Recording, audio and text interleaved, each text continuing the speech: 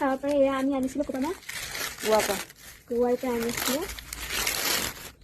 বহুত দিন আগত খোলা নাছিলোঁ আজি খুলিছোঁ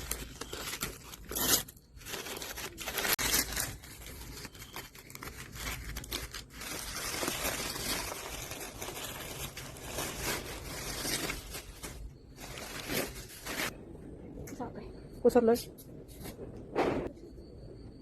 দে থ যা এইটো খোল এইকেইটা খোল